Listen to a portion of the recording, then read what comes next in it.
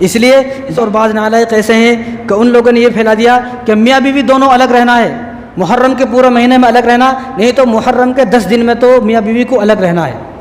اگر کوئی میاں بیوی محرم کے 10 دنوں میں ملے، اب جو بچہ پیدا ہوگا ان کے ملنے کی برکت سے وہ بچہ ہوتے ہی مر جائے گا۔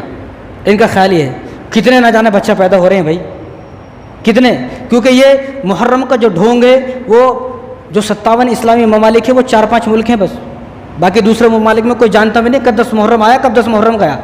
اب ان کا خیال یہ ہے کہ محرم کے 10 دنوں میں اگر میاں بیوی آپس میں ملاقات کریں گے اور جو بچہ پیدا ہوگا تو بچہ پیدا ہوتی یا تو مر جائے گا، یا پاگل پیدا ہوگا، یا وہ نافرمان پیدا ہوگا، یا بچہ ہوگا ہی نہیں، ملیں گے تو طلاق ہو جائے گی۔ اتنی ساری باتیں پھیلا دی ہیں۔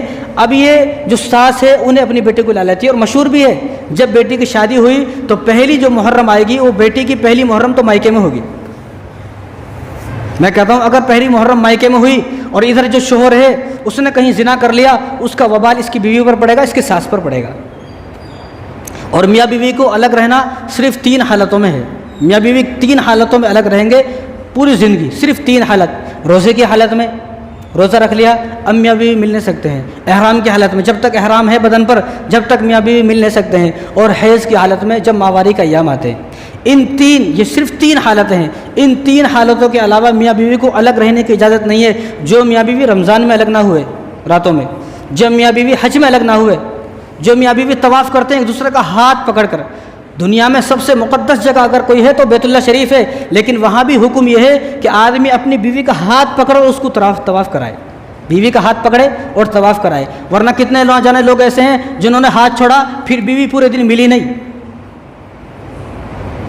پورے دن نہیں ملی بیوی، اس لیے حکم کیا ہے؟ بیوی کا ہاتھ پکڑ کر طواف کرائے۔ ورنہ پوچھیں ان لوگوں سے جو میاں بیوی ساتھ میں گئے، ملتے نہیں۔ اب یہاں چھوٹا تو کہاں ملے گا؟ روم پر ہی ملے گا، کیونکہ یہاں ڈھونڈنا مشکل ہے، محال ہے، یہاں ڈھونڈ ہی نہیں سکتے، ناممکن ہے۔ اب وہاں اعلان بھی ہوتا ہے، سمجھایا جاتا ہے اگر کوئی گم جائے تو بیوی کو ڈھونڈنے کی ضرورت نہیں ہے، خاموش اپنے روم پر آ جائے، بیوی وہیں آ جائے گی۔ جو خادمین ہیں وہ وہیں پہنچاتے تھے آپ کی بیوی کو۔ اس لیے حکم کیا ہے؟ طواف کریں گے تو بیوی کا ہاتھ پکڑ کر۔ تو بیت اللہ شریف میں میاں بیوی الگ نہ ہوئے، رمضان میں الگ نہ ہوئے، مکے میں الگ نہ ہوئے، مدینہ میں الگ نہ ہوئے، حج میں الگ نہ ہوئے، اور کربلا میں الگ نہ ہوئے۔ کیا کربلا میں بچے پیدا نہیں ہو رہے کیا؟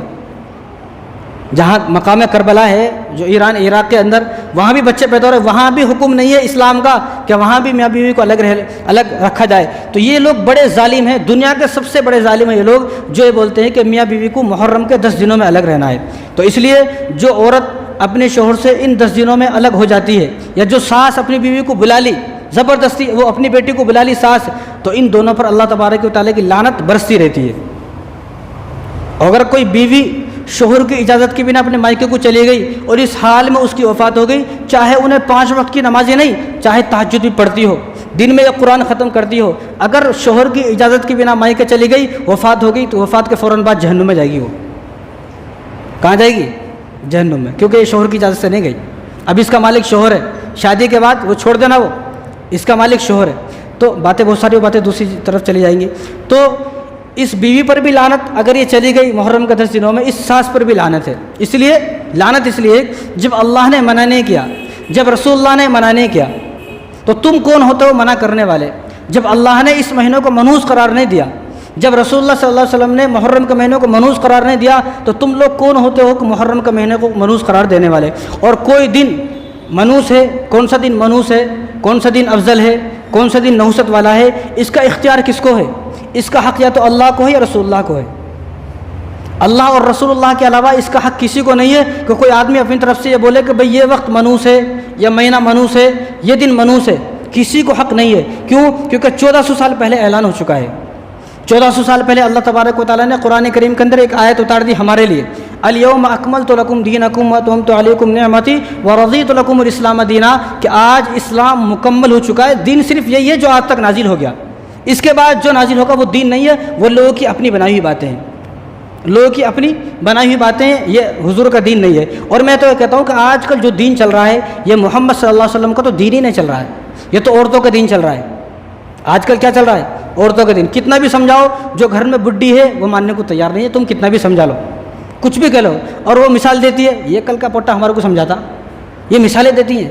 حالانکہ یہ دیکھنا نہیں ہے سمجھانے والا کون ہے، یہ دیکھ لیں، اس کے الفاظ دیکھ لیں، اس کے جملے دیکھ لیں، آخر وہ کیا سمجھانا چاہ رہا ہے۔ تو جس مہینے کو اللہ نے منحوس قرار نہیں دیا، رسول اللہ نے منحوس قرار نہیں دیا، تو کسی انسان کو یہ حق نہیں ہے کہ وہ کسی مہینے کو منحوس قرار دے۔